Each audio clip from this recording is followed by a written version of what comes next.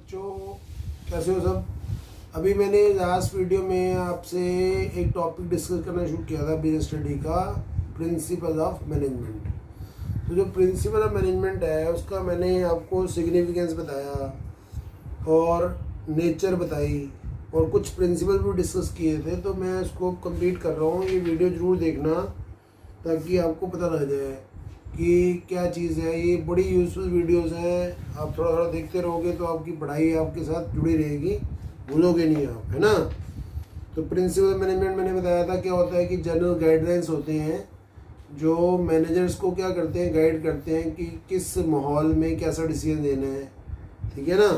तो management principal क्या होते हैं, जनरल गाइडलाइंस होती हैं for decision making and behaviour of the managers, ये बताया था। उसके बाद मैंने बताया था कि नेचर क्या है मैनेजमेंट के प्रिंसिपल की, कि यूनिवर्सल होते हैं, हर जगह अप्लाई होते हैं, जनरल गाइडलाइंस होती हैं, प्रैक्टिस और एक्सपेरिमेंट से बनते हैं, फ्लेक्सिबल होते हैं, सिचुएशन के हिसाब से बदलते रहते हैं, और बिहेवियरल हैं जो हमारे बिहेवियर को गाइड करती हैं, कॉज एंड इफेक्ट रिलेशनशिप बताते हैं।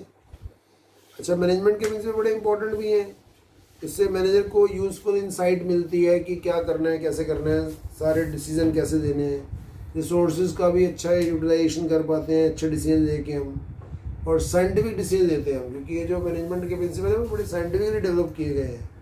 और चेंजिंग इन्वायरमेंट रिक्वायरमेंट के हिसाब से हम डिसीजन लेते हैं तो बढ़िया डिसीजन ले पाते हैं, सोशल रिस्पॉन्सिबिलिटी भी पूरी हो जाती है, और ट्रेनिंग एंड एजुकेशन और रिसर्च का भी काम पूरा होता है। मैनेजमेट जो सी होती है जब इन प्रिंसिपल पे चलती है तो सारे कामों पे ध्यान देती है। तो कौन कौन से प्रिंसिपल थे जो हेनरी फ्योल ने दिए थे। हेनरी फ्योल को फादर ऑफ क्या कहते हैं, जनरल प्रिंसिपल, जनरल मैनेजमेंट कहते हैं, फादर ऑफ जनरल मैनेजमेंट, ठीक है ना।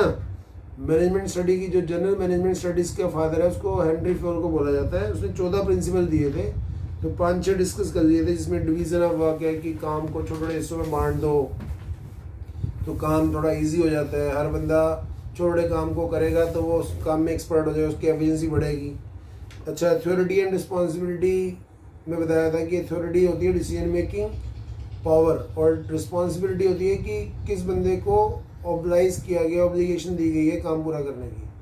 अब नेचुरल रूल है कि जिस बंदे को आप अथॉरिटी दोगे उसी को ही आप रिस्पॉन्सिबिलिटी दोगे ना पूरा करने की। अब जिस बंदे को अथॉरिटी दी है उतनी रिस्पॉन्सिबिलिटी देनी पड़ेगी। अगर हम इसको वायलेट करते हैं तो लोग अपनी अथॉरिटी का मिसयूज़ करेंगे। अच्छा, डिसिप्लिन के जो रूल्स होते हैं वो पूरी ऑर्गेनाइजेशंस के लिए एक जैसे होने चाहिए, हर तरह के वर्कर के लिए एक जैसे रूल्स होने चाहिए ताकि कंपनी की रेपुटेशन बढ़े, एफिशिएंसी बढ़े कर्मचारियों की, बेटर लेबर मैनेजमेंट रिलेशंस बनते हैं इससे। यूनिटी ऑफ कमांड बताया था कि कर्मचारी को एक ही बॉस से क्या मिलना चाहिए, ऑर्डर मिलना चाहिए।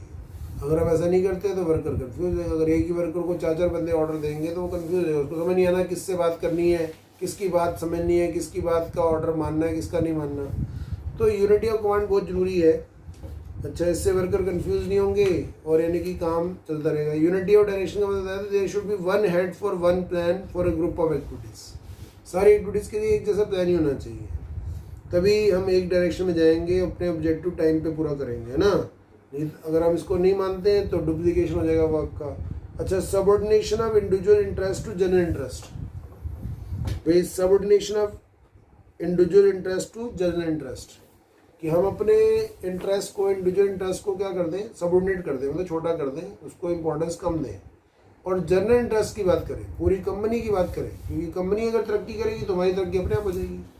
अगर हम अपनी तरक्की के चक्कर में, इंडिविजुअल इंटरेस्ट के चक्कर में कंपनी को नुकसान पहुंचाते हैं तो सबका नुकसान हो जाएगा।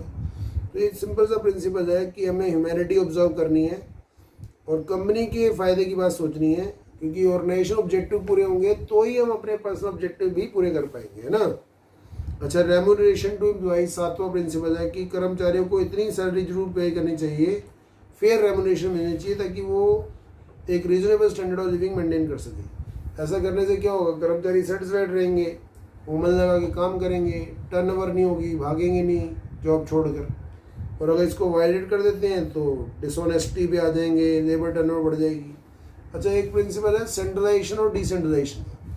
सेंट्रलाइजेशन का मतलब क्या होता है कि हमें ना सारी जो मेन पावर एंड डिसीजन जो मेकिंग के जो मेन डिसीजंस हैं वो सेंट्रलाइज होने चाहिए, बड़े बड़े कंपनी के जो मैनेजर हैं वही दें, और छोटे छोटे जो रूटीन नेचर के काम है ना वो हमें डिसेंट्रलाइज में बांट देने चाहिए। तो ना तो पूरी तरह से सेंट्रलाइजेशन अपनाना चाहिए, ना डिसेंट्रलाइज कर देना चाहिए सब कुछ। तो डिसेंट्रलाइजेशन मतलब बड़ी बड़ी कंपनियों में डिसेंट्रलाइज करना पड़ता है, ज़रूरी है, लेकिन फिर भी जो मेजर इंपॉर्टेंट डिसीजन है वो सेंट्रलाइज ही होने चाहिए। सेंट्रलाइज तो एक ही जो बड़े बड़े टॉप मैनेजमेंट के लोग हैं वही लोग यानी कि जो उनसे क्या करेंगे, डिसीजन लेंगे, और बाकी जो रूटीन नेचर के काम है वो बांट देने चाहिए, डिसेंट्रलाइज कर देने चाहिए, तभी कंपनी ग्रो करेगी। ठीक है। एक होता है स्केलर चेन का प्रिंसिपल होता है। स्केलर चेन का प्रिंसिपल कहता है it refer to the formal line of authority which move from highest to lowest rank in the straight line. कि फॉर्मल लाइन ऑफ अथॉरिटी होती है जो हाईएस्ट से लोवेस्ट रैंक तक जाती है। तो फ्योल कहता था कि स्ट्रिक्ट मैनर में इस चेन को फॉलो करना चाहिए जब हम कम्युनिकेट करते हैं। तो communication must move from top to bottom and vice versa in a straight line. तो फ्योल ने लेटर का इस्तेमाल किया था कि जैसे ए से बी, बी से सी, सी से डी, डी से ई, ऐसे एक डिपार्टमेंट में इंफॉर्मेशन जानी चाहिए। तो इससे यूनिटी बनी रहेगी। इसकी यूटिलिटी ये है कि भैया कम्युनिकेशन गैप नहीं आएगा, सब लोग अपनी समस्याओं को समझेंगे और उसके प्रति रिस्पॉन्स करेंगे, उसको सॉल्व भी करेंगे। लेकिन अगर इमरजेंसी आ जाए तो फ्योल कहता है गैंग प्लैंग का इस्तेमाल भी कर सकते हैं कि जो डिफरेंट डिपार्टमेंट के लोअर लेवल के लोग हैं अगर वो डायरेक्ट बात करना चाहें इमरजेंसी सिचुएशन में तो डायरेक्ट बात कर सकते हैं। उसको गैंग प्लैंग कहते हैं, डायरेक्ट लिंक करना, है ना। तो इस तरह से gang plank can only be establish with the employees of the equal और same level. For example in the A department से बी डिपार्टमेंट में लोअर लेवल के दो कर्मचारी आपस में बात कर सकते हैं in case of emergency without informing the top level. तो इसको गैंग प्लैन कहते हैं। वैसे नॉर्मल सिचुएशन में हमें एक स्केलर चेन क्या करनी चाहिए, टॉप से बॉटम तक फॉलो करनी चाहिए स्ट्रिक्ट लाइन ऑर्डर में। अच्छा, एक प्रिंसिपल ऑर्डर का है। ऑर्डर का मतलब क्या होता है कि हर चीज़ कायदे से पड़ी हो, a proper place for everything and everything in its right place. तो place for everyone and everyone in his appointed place. हर बंदे की एक जगह हो और हर बंदा अपनी सही जगह पे हो। इससे चीज़ों को, व्यक्तियों को ढूंढने में टाइम नहीं वेस्ट होगा। हर बंदा अपनी जगह पे जाके उसको पता है मेरा वर्किंग एरिया ये है, मेरे को यही काम करना है। इससे कन्फ्यूज़न नहीं होगी और अननेसेसरी मूवमेंट अवॉइड हो जाएगी। बेटर डिसिप्लिन बना रहेगा, टाइम वेस्ट नहीं होगा रिसोर्सेज को ढूंढने में, मटेरियल्स को ढूंढने में। इक्विटी का प्रिंसिपल क्या कहता है? इक्विटी का प्रिंसिपल है कि manager should treat their subordinate as fairly as possible so that they may develop feeling of dedication for their work. कि सबके साथ एक जैसा व्यवहार करना है, समानता रखनी है, जिससे एम्प्लॉय सेटिस्फाई रहेंगे, डिवोशन ऑर्गेनाइजेशन के प्रति बढ़ेगा, स्किल्ड एम्प्लॉयज़ जो होते हैं वो छोड़ के नहीं जाएंगे कंपनी को।